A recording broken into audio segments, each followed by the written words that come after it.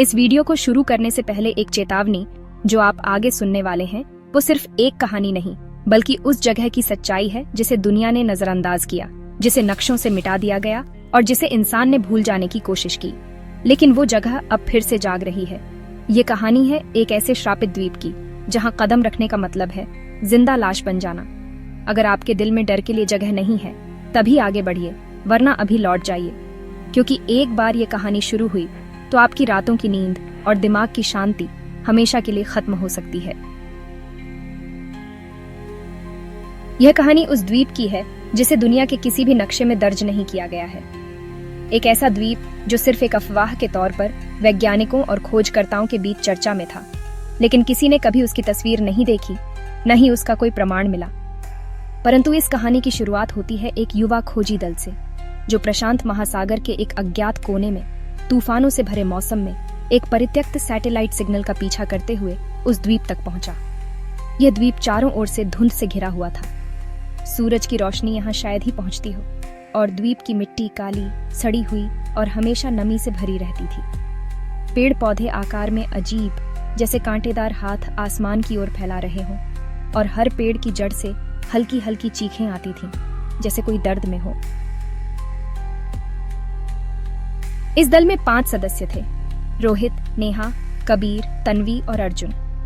जैसे ही उन्होंने द्वीप पर कदम रखा, चारों ओर एक अजीब सी गंध फैल गई, जो ना तो सड़न की थी, ना ही कोई जानी पहचानी दुर्गंध, लेकिन इतनी तीव्र कि सांस लेना भी मुश्किल हो गया। नेहा ने सबसे पहले महसूस किया कि उसकी घड़ी रुक गई है। मोबाइल नेटवर्क गायब हो गया और कैमरे से ली गई तस्वीरें खुद ब खुद ब्लैक हो रही थीं। वे सभी एक पुराने मंदिर की ओर बढ़े जो द्वीप के बीचों बीच स्थित था, लेकिन उस मंदिर की दीवारों पर मानव हड्डियों की आकृतियां खुदी हुई थीं और कई जगह असली हड्डियां भी जमी हुई दिख रही थीं। अर्जुन ने जैसे ही उस मंदिर के गेट को छुआ, एक जोरदार चीख हवा में गूंजी और एक सूखी लाश मंदिर के छज्जे से गिरकर उसकी आंखों के सामने चकनाचूर हो गई। सभी डरकर पीछे हटे, लेकिन लौटने का कोई रास्ता नहीं था, क्योंकि नाव उसी क्षण टूट चुकी थी, जैसे किसी ने जानबूझकर उसे छीन लिया हो। वे सभी मंदिर के अंदर घुस गए, जहां दीवारों पर कुछ पुराने लिपि में मंत्र लिखे थे। नेहा ने पढ़ने की कोशिश की, पर हर बार उन शब्दों को देखते ही उसके नाक और कान से खून बहने लगा। तभी रोहित ने मंदिर के गर्भगृह में एक छाया को देखा जो हवा में तैर रही थी, पर उसका चेहरा उल्टा था, आंखें गायब थीं और मुंह से एक अजीब सी गुर्राहट निकल रही थी। कबीर ने कैमरा ऑन किया तो उस छाया ने एक झटके में उस पर हमला कर दिया और उसकी गर्दन को इतनी तेजी से घुमा दिया कि वह वहीं मर गया। इस मौत के बाद सब समझ गए कि यह कोई साधारण द्वीप नहीं था। यह एक अभिशप्त जगह थी जिसे किसी प्राचीन तांत्रिक ने मृत्यु के देवता को समर्पित किया था, जहां हर साल किसी न किसी की बलि दी जाती थी ताकि द्वीप को जीवित रखा जा सके। तन्वी, जो दल की सबसे निडर सदस्य थी, ने मंदिर के नीचे एक सुरंग खोजी जिससे शायद बाहर निकलने का रास्ता हो सकता था। पर जैसे ही वे सब सुरंग में उतरे, वे भटक गए, क्योंकि वह सुरंग सीधी नहीं थी। वह गोल गोल घूमती थी और हर जगह से किसी न किसी की फुसफुसाहटें आती थीं। तुम लौट नहीं पाओगे, तुम अब हमारे हो, हर कदम मौत के करीब ले जाएगा। रोहित की आंखों के सामने अचानक उसकी मां की लाश तैरती हुई दिखी, जैसे उसकी आत्मा उसे पुकार रही हो।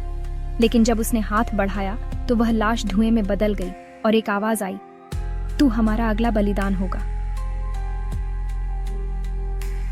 धीरे धीरे सभी एक एक कर गायब होने लगे। पहले अर्जुन, फिर नेहा और आखिर में तन्वी, जिनके चीखने की आवाजें सुरंग में गूंजती रहीं। अब सिर्फ रोहित बचा था, जो किसी तरह सुरंग के अंतिम छोर पर पहुंचा, जहां एक खंडहर नुमा सभागृह था, जिसमें सैकड़ों कंकाल एक वृत्त में बैठे हुए थे और उनके बीचों बीच एक जलता हुआ अग्निकुंड था, जिसमें मानव अंग झुलसते दिख रहे थे। तभी वह छाया फिर प्रकट हुई और उसने रोहित को उसके सारे दोस्तों के दृश्य दिखाए, उनके अंतिम पल, उनकी पीड़ा, उनका डर और उनकी आत्माओं को अग्निकुंड में समर्पित किया जाता हुआ।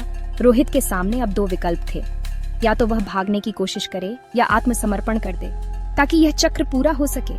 उसने भागने की कोशिश की, पर जैसे ही वह सभागृह से बाहर निकला, द्वीप का पूरा आकाश काला हो गया। पेड़ चीखने लगे और जमीन दरकने लगी। हर दिशा से छायाएं उठने लगीं और उसे खींचते हुए अग्निकुंड के पास ले आईं। रोहित की आंखें फटी रह गईं जब उसने देखा कि अग्निकुंड के अंदर उसके अपने चेहरे वाली लाश जल रही थी।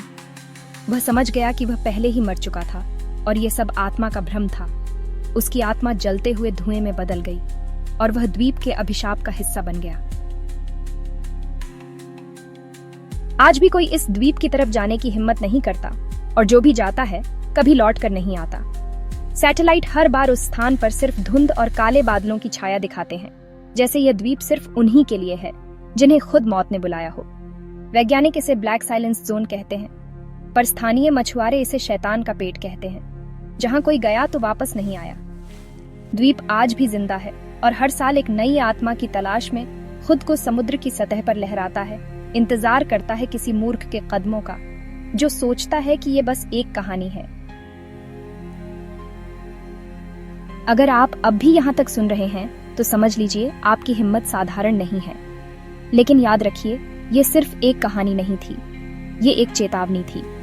अगली बार जब आप समुद्र की लहरों में कोई अनजान द्वीप देखें तो उसे छूने की गलती मत करना, क्योंकि वो शायद आपको ही बुला रहा हो। अगर ऐसी और खौफनाक, सच्ची और कल्पना से परे कहानियां सुनना चाहते हैं तो इस वीडियो को लाइक करें, कमेंट करें और चैनल को सब्सक्राइब करना न भूलें, क्योंकि अगला डर कहीं न कहीं आपकी राह देख रहा है।